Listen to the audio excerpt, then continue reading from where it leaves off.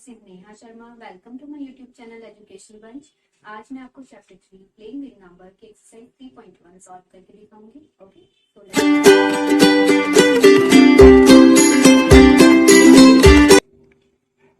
Question number 1 is write all the factors of the following numbers. तो सबसे पहले तो आपको पता होना चाहिए कि फैक्टर्स होते क्या हैं। तो फैक्टर्स होते हैं वो होल नंबर्स जो किसी भी डिजिट से कंप्लीटली डिवाइड हो जाते हैं। अब जैसे हमें 24 का फैक्टर देखना है कि 24 के क्या क्या फैक्टर्स होते हैं, तो हमें क्या देखना है इसमें,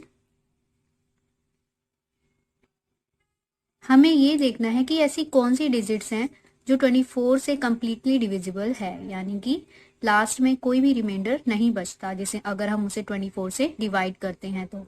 बट वो सभी डिजिट्स 24 से छोटी होनी चाहिए। ओके, तो आपको एक बात तो याद रखनी है कि हर डिजिट के दो फैक्टर्स तो कंपल्सरी होते ही हैं, एक तो 1 और दूसरा वो डिजिट खुद। ओके, तो अब हम 24 के फैक्टर्स देखते हैं। तो जैसा कि मैंने आपको बताया 1 तो 24 का फैक्टर होगा ही। अब हमें देखना है क्या 2 24 का फैक्टर है या नहीं। तो अगर हम 24 को 2 से डिवाइड करेंगे तो हमारे पास रिमाइंडर कुछ नहीं बचेगा और वो 24 2 से कंप्लीटली डिविजिबल होगा। जब हम 24 को 2 से डिवाइड करते हैं तो हमारे पास आता है 12। तो इससे हमें पता चलता है कि 2 भी 24 का ही एक फैक्टर है। अब 2 के बाद आता है 3। तो हम देखते हैं कि 3 24 का फैक्टर है या नहीं। तो आप सब जानते हैं कि 3 8 24 होता है, दैट मीन्स 3 भी 24 का फैक्टर होगा। नेक्स्ट है 4 6 24, दैट मीन्स 4 भी 24 का फैक्टर होगा। देन 5 के टेबल में 24 नहीं आता है, 6 के टेबल में 24 आता है 4 पर। तो अब हम दोबारा से 6 नहीं लिखेंगे बिकॉज यहाँ पर हमें क्लियर हो रहा है कि 6 भी 24 का ही एक फैक्टर होगा। 7 की टेबल में 24 नहीं आता है, 8 के टेबल में 24 आता है 3 पर, तो ये भी हमें दोबारा लिखने की ज़रूरत नहीं है। 9 के टेबल में 24 नहीं आता, 10 में भी नहीं आता और 11 में भी नहीं आता। 12 के टेबल में 24 आता है 2 पर, तो इससे हमें पता चलता है कि 12 भी 24 का ही एक फैक्टर होगा। देन उसके बाद मैंने आपको कहा था कि जो डिजिट होती है वो खुद अपना भी फैक्टर होती है, तो इसका मतलब ये है कि 24 अपना भी फैक्टर होगा। तो अब हम यहाँ लिखेंगे फैक्टर्स ऑफ 24, यानी कि 24 के अब हमें कौन कौन से फैक्टर्स पता चल गए। तो सबसे पहले तो 1, देन 2, हम इसे असेंडिंग ऑर्डर में लेंगे जिससे कि आपको इजीली फाइंड आउट आप कर सकोगे। 3 and 4, then 6, 8, 12 and last is 24। तो इसका मतलब 24 के ये सब फैक्टर्स हैं, यानी कि हम इन सब को अगर 24 से डिवाइड करते हैं तो हमारे पास रिमाइंडर 0 बचता है। Okay, now next part is 15। जैसा कि मैंने आपको बताया है कि 1 हर डिजिट का फैक्टर होता है, तो हम सबसे पहले 1 लिख लेंगे। अब हम देखेंगे क्या 2 के टेबल में 15 आता है, तो 2 के टेबल में 15 नहीं आता। नेक्स्ट है 3 के टेबल में 15 आता है 5 पर। देन 4 के टेबल में 15 आता है, नहीं। नेक्स्ट 5 के टेबल में 15 आता है 3 पर। ओके, नाउ 15 के टेबल में 15 अपने ही पर ही आता है, 15 1 जा 15। तो अब हम देखेंगे कि इसके फैक्टर्स क्या हैं। Now we will write factors of 15। So 1 3 5 5 और 3 यहाँ दोबारा आ रहे हैं तो हम इसे रिपीट नहीं करेंगे बिकॉज हम ऑलरेडी उसे लिख चुके हैं। नेक्स्ट 15, तो 15 के फैक्टर्स हुए 1, 3, 5 and 15। Okay, next number is 21। 1 तो फैक्टर होगा ही, 2 के टेबल में 21 नहीं आता है, 3 के टेबल में 21 आता है 7 पे, 3 7 जा 21, तो 3 और 7 21 के फैक्टर्स हो गए। देन 4 के टेबल में 21 नहीं आता, 5 में भी नहीं आता, 6 में नहीं आता, 7 7 3 जा 21, तो हमें दोबारा लिखने की जरूरत नहीं है बिकॉज 7 भी 21 का ही एक फैक्टर है। ओके, नाउ 21 अपने टेबल में तो आता ही है, तो 21 खुद अपना एक फैक्टर है। तो 21 के फैक्टर्स क्या हुए? Factors of 21 are 1, 3, 7 and 21. Okay, now next part. Next is 27. 1, 3 की टेबल में 27 आता है 9 पर, 3 9 जा 27। 9 की टेबल में 27 आता है 3 पर, और 27 अपना तो फैक्टर है ही, तो फैक्टर्स क्या हो गए 27 के? Factors of 27 is 1, 3, 9 and 27. Next part is 12। तो 1, 2 के टेबल में 12 आता है 6 पर, 2 6 जा 12। 3 के टेबल में 12 आता है 4 पर, 3 4 जा 12। 4 के टेबल में भी 12 आता है 3 पर, तो 4 हम ऑलरेडी लिख चुके हैं। 6 के टेबल में भी 12 आता है 2 पर, तो 6 भी हम ऑलरेडी लिख चुके हैं, तो हम इसे दोबारा नहीं लिखेंगे। और 12 अपने भी टेबल में आता है, तो 12 के फैक्टर्स हो गए, factors of 12 are 1, 2, 3, 4, 6 and 12. Okay, now our next number is 20। 2 के टेबल में 20 आता है 10 पर, 2 10 20। 3 के टेबल में 20 नहीं आता है, 4 के टेबल में 20 आता है 5 पर, 4 5 20। देन 5 के टेबल में 20 आता है 4 पर, तो वो हम ऑलरेडी लिख चुके हैं। देन 10 के टेबल में 20 आता है 2 पर, तो हम 10 भी ऑलरेडी लिख चुके हैं, तो last 20। Okay, now factors of 20 are 1, 2, 4, 5। हम इसे असेंडिंग ऑर्डर में लिख लेते हैं, इसे इजीली हम इसको फाइंड आउट कर सकते हैं। 10 and 20. Okay, now our next part is 18। तो 1, 2 के टेबल में 18 आता है 9 पर, 2 9 18, तो 2 और 9 18 के फैक्टर्स हो गए। 3 के टेबल में 18 आता है 6 पर, 3 6 18, तो 3 and 6 भी 18 के फैक्टर्स हो गए। नाउ 6 के टेबल में 3 पर आता है, तो 6 हम ऑलरेडी लिख चुके हैं। 9 के टेबल में भी 18 आता है 2 पर, तो वो भी हम ऑलरेडी लिख चुके हैं। Then 18। So factors of 18 are 1, 2, 3, 6, 9 and 18.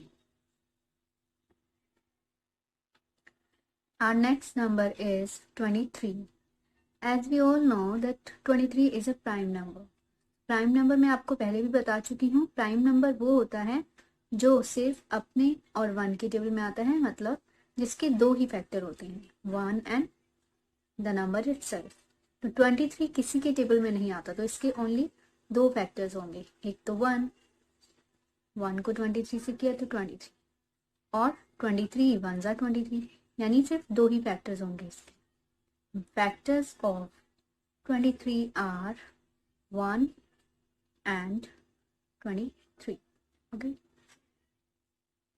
Now our next number is 36. तो 1 तो होगा ही फैक्टर। अब हमें ये पता करना है कि 2 36 का फैक्टर है। तो हम क्या करेंगे, हमें 2 का टेबल आता है 10 तक, 2 10 20। तो आगे बच्चे कंफ्यूज हो जाते हैं कि 36 2 का टेबल होगा फैक्टर्स या नहीं। तो आप 36 को 2 से डिवाइड करके देख लो। अगर ये कंप्लीटली डिवाइड हो जाता है, रिमाइंडर नहीं बचता, दैट मीन्स ये 2 का फैक्टर होगा। तो जब हम 2 को 36 को 2 से डिवाइड करते हैं तो हमारे पास आता है 18, हमारा रिमाइंडर नहीं बचता। दैट मीन्स 2 जो है वो 36 का एक फैक्टर है। ऐसे ही आप 3 को भी देख सकते हैं। 36 को जब हमने 3 से डिवाइड किया तो हमारे पास आया 12 और रिमाइंडर था 0। दैट मीन्स 3 भी 36 का एक फैक्टर है। अब इससे आगे तो आप इजीली कर सकते हैं, बिकॉज 4 का टेबल आपको आता है। 4 के टेबल में 36 आता है 9 पर, 4 9 जा 36। देन 4 जो है वो और 9 दोनों 36 के फैक्टर्स हैं। आफ्टर दैट 6 के टेबल में 36 आता है 6 पर, दैट मीन 6 भी 36 का ही एक फैक्टर है। उसके बाद आता है 9 के टेबल में 36 आ रहा था 4 पर, तो हम ऑलरेडी लिख चुके हैं। देन 10 के टेबल में नहीं आता, 11 में नहीं आता, 12 पे आता है।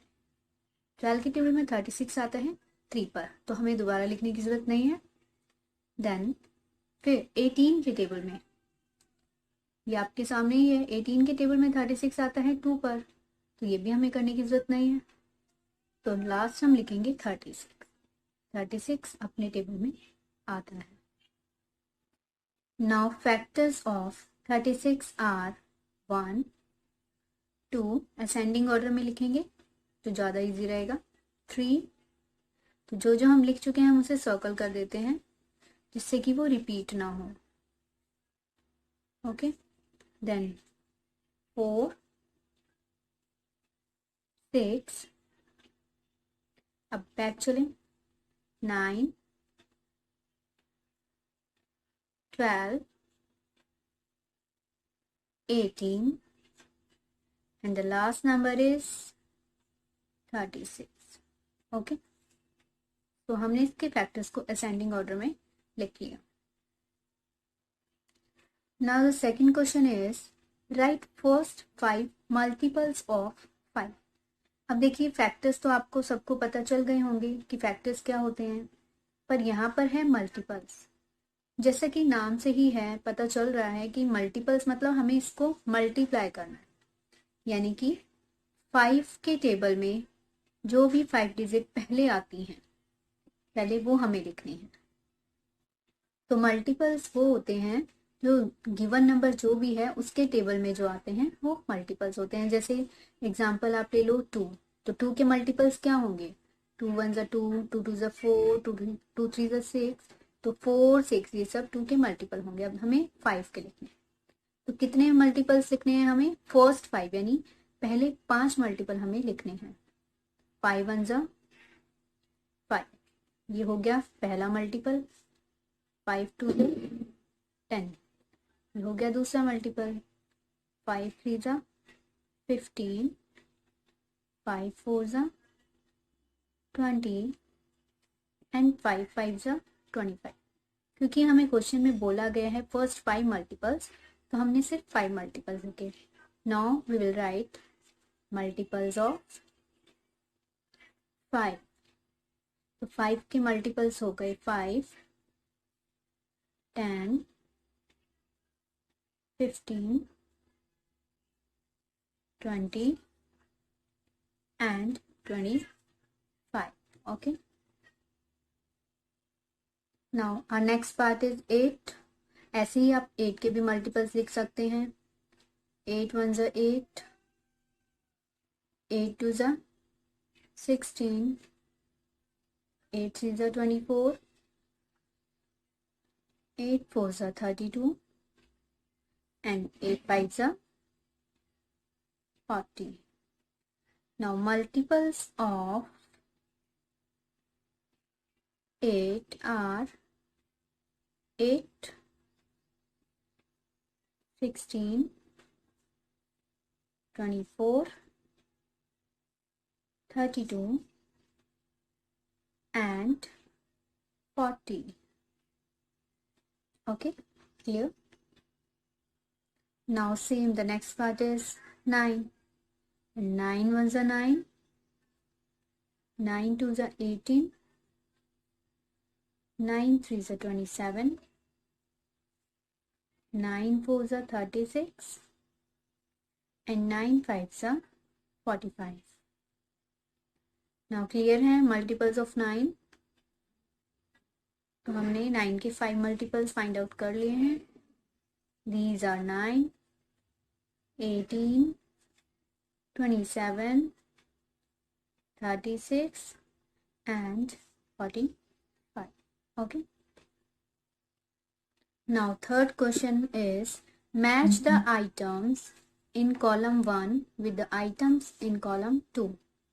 देखिए अभी तक आपने फैक्टर्स और मल्टीपल्स को अच्छे से समझ लिया होगा. अब ये क्वेश्चन उसी पर बेस्ड है. ओके, हमें इन्हें मैच करना है. तो फर्स्ट हम लेते हैं. अब देखिए यहाँ पर A2F है और यहाँ पर 5 है. दैट मीन्स इसमें एक एक्स्ट्रा है. Okay, now first is multiple of 8. अब जैसे कि मैंने आपको बताया था कि 8 के टेबल में क्या आता है, मल्टीपल लिखा है, इधर फैक्टर नहीं है. तो 8 के टेबल में क्या आता है, अब आप यहाँ पर खुद ही देख लीजिए इनमें से कौन सी डिजिट है जो 8 के टेबल में आती है. तो 8 के टेबल में तो 16 आता है. दैट मीन्स ये हो गया इसका answer.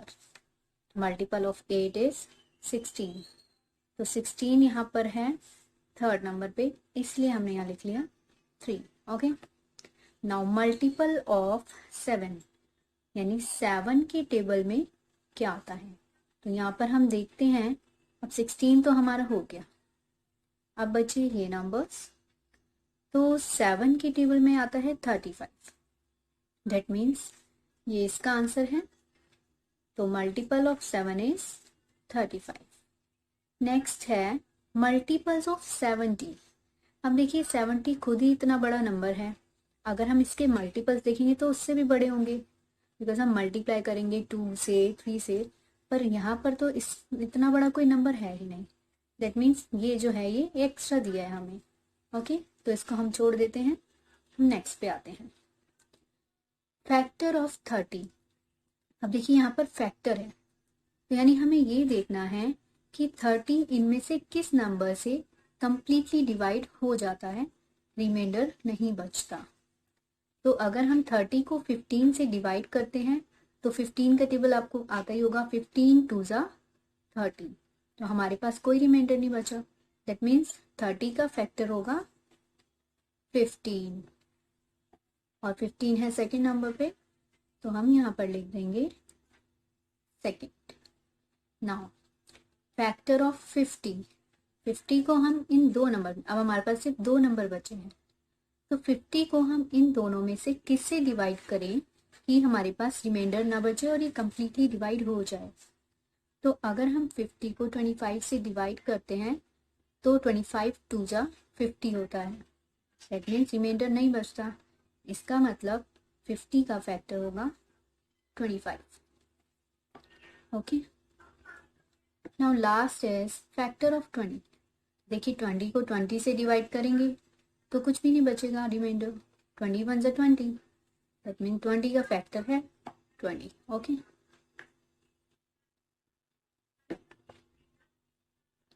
Now the last question is find all the multiples of 9 up to 100. अब आपको मल्टीपल तो अच्छे से क्लियर हो गए होंगे क्या होते हैं. तो हमें 9 के मल्टीपल्स लिखने हैं 100 तक. ओके, तो पहले हम लिखेंगे 9 1 जा 9, 9 2 जा 18, 9 3 जा 27. हमें तब तक लिखना है जब तक कि वो नंबर 100 तक या 100 से छोटा ना आ जाए.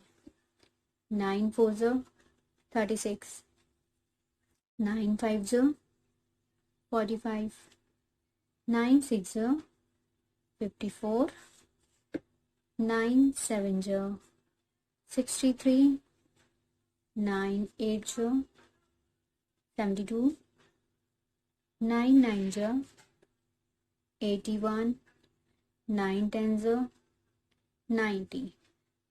अब हम 9 को हमने 10 तक कर लिया, अब 9 को अगर हम 11 से करते हैं मल्टीप्लाई तो नंबर आता है 99। अब हम इसको यहीं पे स्टॉप कर देंगे, बिकॉज अगर हम 9 को 12 से करेंगे तो 108 आएगा जो 100 से बड़ा होगा, पर हमें नंबर्स लिखने थे अप टू 100, तो हम 99 पर ही स्टॉप कर देंगे। ओके, तो अब हमें मिल गए मल्टीपल्स 9 के अप टू 100, तो हम लिखेंगे multiples of 9 up to 100 are, तो क्या क्या मल्टीपल्स मिले हमें, 9, देन 18, 27, 36, 45, 54, 63, 72, 81, 90 एंड 99। ओके, तो आज की हमारी ये एक्सरसाइज यहीं पर कंप्लीट होती है। आई होप आप सबको अच्छे से क्लियर हो गया होगा। अगर आपको मेरी ये वीडियो पसंद आती है तो प्लीज़ इसे लाइक कीजिए एंड सब्सक्राइब भी कीजिए। ओके, तो तब तक के लिए टेक केयर।